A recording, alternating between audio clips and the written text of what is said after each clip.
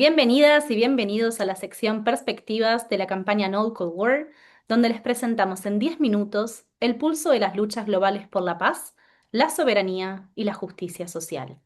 Mi nombre es Gisela Cernadas y voy a ser la anfitriona de esta edición en la cual nos dirigimos a Cuba, donde los ataques que el gobierno estadounidense está impulsando sobre la isla han escalado de manera sustantiva. Tras la operación militar estadounidense del 3 de enero, en la cual se llevó a cabo el secuestro del presidente venezolano Nicolás Maduro y de la primera dama Cilia Flores, Donald Trump anunció que suspenderán los envíos de petróleo desde Venezuela hacia Cuba, y el 29 de enero firmó una orden ejecutiva en la cual autoriza la imposición de tarifas adicionales a la importación de bienes provenientes de cualquier país que de manera directa o indirecta provea petróleo a Cuba. Es decir, está amenazando con una guerra comercial a cualquier país que ayude a Cuba con la provisión de petróleo. Las Naciones Unidas consideran esta orden ejecutiva como una seria violación al derecho internacional y Estados Unidos dice basarse en la defensa de su seguridad nacional para escalar sus ataques contra Cuba. Para profundizar sobre estos temas, hoy me acompaña Yanisca Lugo González, investigadora de la Cátedra Antonio Gramsci del Instituto Juan Marinelo de Cuba, diputada también de la Asamblea Nacional del Poder Popular, psicóloga y educadora popular. Muchas gracias por participar, Yanisca. Para comenzar con esta edición de Perspectives, me gustaría preguntarte acerca de los eventos recientes. El pueblo cubano ha sido sometido a sanciones estadounidenses por más de 6 décadas en un bloqueo económico que muchos caracterizan como genocida. Quisiera preguntarte y que nos expliques un poco más en qué se diferencian estos nuevos ataques hacia Cuba y qué impactos están generando en Cuba y en la región. Sí, muchas gracias por esta oportunidad de dialogar un poco sobre una coyuntura muy compleja que vive Cuba y el pueblo cubano. Y para contestar tu pregunta, me gustaría empezar diciendo que el bloqueo ha sido una política de sanción y castigo por el intento de Cuba de construir un camino propio, una sociedad de justicia para su pueblo, con su pueblo. Y eso Estados Unidos lo ha querido sancionar desde el inicio mismo de la Revolución Cubana. Eh, es una política extraterritorial, quiere decir que no solo sanciona o interviene o regula la relación entre Estados Unidos y Cuba, sino con otros países. Y año tras año en Naciones Unidas se respalda la resolución de Cuba de poner fin a ese bloqueo, por lo que significa en términos de injusticia, eh, de invasión y de limitación de derechos de las naciones, de quiebre de la autodeterminación de los pueblos. Eh, Hay que recordar, por ejemplo, el título 3 de la Helms-Burton que sostiene, el bloqueo es una serie de normativas, algunas se pueden cambiar en el Congreso norteamericano, otras son prerrogativas del presidente de Estados Unidos, pero el título 3 de la Helms-Burton, por ejemplo, es una normativa que permite que sean sancionadas entidades que operen económicamente con nacionalizaciones que hizo la Revolución Cubana en su triunfo. Y eso pone sobre el tintero la capacidad de Estados Unidos de ejercer un poder impune sobre relaciones comerciales que deberían gestarse entre los estados soberanos, con independencia, con respeto mutuo. Entonces, el bloqueo ha sido algo que ha castigado y que ha generado pérdidas de millones y millones de dólares al pueblo cubano. En esta coyuntura particular, se constituyen un cerco de recursos estratégicos para la economía del país, especialmente el combustible, a la hora de, exactamente como dices, mm, poner aranceles que a los países que vayan a negociar con Cuba o que envíen petróleo a Cuba, pero también la captura de barcos, pero sobre todo, y en esto quiero hacer énfasis, en una narrativa de amenaza y de recrudecimiento del castigo a todo el que quiera osar en este momento de respaldar un pueblo que está para el discurso de Estados Unidos en las últimas. Y quiero hablar de esto porque también es una cosa muy propia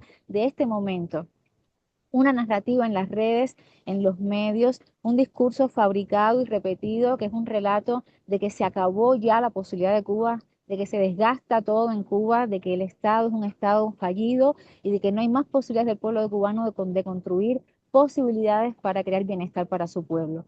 Y en ese sentido, eso también causa muchas noticias falsas, una alarma en la sociedad. Sabemos cómo esta dimensión cognitiva de la guerra híbrida que Estados Unidos libra contra cualquier intento de construir un mundo distinto, ¿no? Entonces es un momento muy difícil para Cuba. Ya venía Cuba en una lista de países patrocinadores del terrorismo a la que Trump la había regresado. Y esto significa cosas muy concretas como la imposibilidad de hacer transacciones financieras. Nuestras misiones diplomáticas no tienen relaciones con bancos. El turismo, que es un renglón fundamental de la economía cubana, decrece muchísimo porque los europeos son limitados también en este carácter extraterritorial. Si viajan a Cuba son sancionados. Entonces, se trata con intervenciones en renglones de modo quirúrgico en el turismo, en el combustible, de sofocar, de aislar, de quebrar la vida, no el desarrollo, la vida de un pueblo. Por eso tanta gente también habla, y yo creo que es bueno que lo pongamos en ese término de genocidio, porque es el intento de sofocar, de quitarle la vida a un pueblo. Muchas gracias, Yanina, por estas aclaraciones. Sería interesante también conocer cuál es la respuesta del pueblo cubano, cuál es la respuesta popular que está sucediendo en este momento ante estos ataques que son, como decís, cada vez más profundos. Y mira, los pueblos siempre defienden sus causas y a los suyos con una fuerza que no se pueden imaginar. Y en el caso de Cuba, que ha sido una nación que se ha crecido y se ha constituido como nación en la tradición del antiimperialismo, porque así ha tenido que ser, eh, mayores amenazas, las mayores presiones se constituyen en territorios de mayor resistencia y mayor unidad. Yo creo que hay un momento en Cuba de un llamado a la unidad muy fuerte, a organizarnos como sociedad para la producción de la vida y también para la resistencia, a mantenernos como un parlamento en una trinchera, a entender que somos hoy una trinchera importante contra el imperialismo, que no estamos solos en esa trinchera, eh, y seguir tejiendo nuestro programa de gobierno y nuestras apuestas. Por ejemplo, Cuba hace tiempo está apostando por la transición energética hacia otras fuentes de energía que respalden procesos productivos, porque cuando no hay petróleo, no hay bombeo de agua para las producciones en la tierra, no hay agua para los animales. O sea, cuando no hay petróleo, hay una sed, o sea, no solo falta electricidad, digamos, en las casas, falta mucho más que sostiene la vida de un pueblo.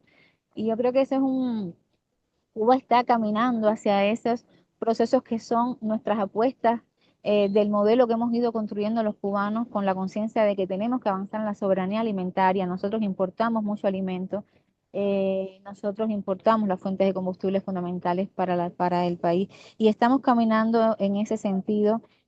Hay un llamado hoy a la semipresencialidad en diferentes procesos productivos, en la escuela se reducen algunas jornadas docentes, intentando que el país ahorre y que se mantenga un esquema mínimo, pero con mucha organización, con mucha conciencia del momento que estamos viviendo, con un llamado a compartir lo poco que está en el tejido básico de la solidaridad del cubano con el pueblo cubano. Nosotros somos un pueblo acostumbrado a compartir lo poco y hay comunidades ya donde se hacen ollas comunitarias, donde se responsabiliza el colectivo del cuidado de la gente. Yo creo que esos llamados a lo que nos hace un pueblo digno son ahora fundamentales. Nuestra promesa de sociedad nunca ha sido tener mucho, tener mucha riqueza. Nuestra promesa de sociedad siempre ha sido ser seres humanos centrados en el humanismo, en el compartir, en la fraternidad, en la dignidad de la cultura, del derecho conquistado. Y en este momento eso puede darnos mucha fuerza a las cubanas y los cubanos. No quiero ser ingenua, sabes que es muy complejo, que hay este recrudecimiento del bloqueo, estas medidas de la administración Trump se colocan en una historia de crisis, de muchas dificultades de Cuba para insertarse en un mercado mundial muy politizado y que también condena todo tipo de quiebre del orden criminal de las cosas. Entonces, para Cuba ha sido también muy difícil, ¿no? Entrar en esas reglas de la economía y después de la pandemia no hemos logrado, ¿no?, que nuestra economía levante, crecer económicamente. Pusimos muchos recursos en salvar a la gente y hoy tenemos un país con muchas dificultades económicas a las que se suma, ¿no?, estas medidas de asfixia que son mucho más que un bloqueo, como te decía. Bien, has mencionado la solidaridad, que es, creo, una de las características distintivas del pueblo cubano y de la experiencia de la Revolución cubana a lo largo de todos estos años. Em, Quería preguntarte si podrías comentar un poco más acerca de los procesos de solidaridad con Cuba que se están llevando adelante en distintos países del mundo, y un poco también resumir algo de lo que Cuba ha contribuido al mundo con todos estos procesos de solidaridad que mencionás.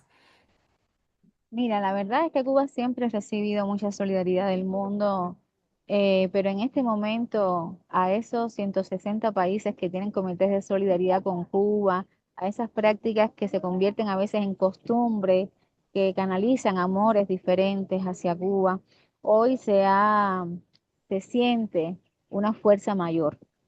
Hay iniciativas de solidaridad con Cuba muy concretas de todos los continentes, y no solo desde los gobiernos.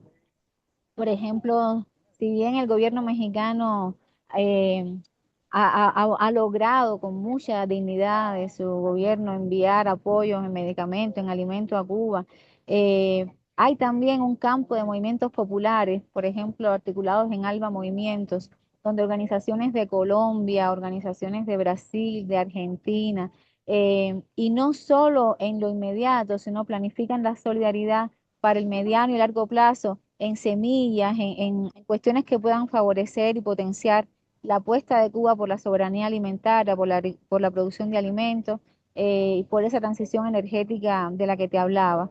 Eso se basa, se centra, descansa en una historia de Cuba de solidaridad con los pueblos del mundo, en salud, en catástrofes, en momentos difíciles para la humanidad. Cuba ha puesto seres humanos, cuerpos, historias de vida concretas al servicio de las causas del mundo, ajeno a todo interés.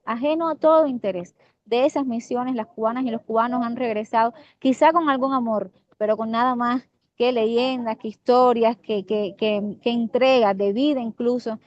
Así luchamos en África por la libertad de Namibia, de Angola, contra la apartheid en Sudáfrica. Así fuimos capaces de aportar en misiones internacionalistas de alfabetización en América Latina y en otros países del mundo. Y lo que hemos recogido también con un testimonio de contribución a movimientos de liberación nacional del mundo entero es una solidaridad muy basada en el amor sincero de la gente hacia Cuba como una causa que ha enfrentado un enemigo muy poderoso, muy abusador en términos básicos, que se cree muy impune y que puede hoy más que nunca apretar un botón con total libertad y conquistar el mundo porque todo lo quiere. Y yo creo que esa conciencia de que no estamos enfrentando en una coyuntura donde hay una brutal expresión del imperialismo, pero estamos enfrentando un imperialismo que históricamente ha tenido esta postura frente a nuestros pueblos, que históricamente ha querido conquistar para el despojo, para la colonización, para la dominación, y que hoy en particular quiere derrotar un símbolo que no es de las cubanas y los cubanos, es un símbolo de todo el mundo, un símbolo de esperanza y de posibilidades de un mundo distinto.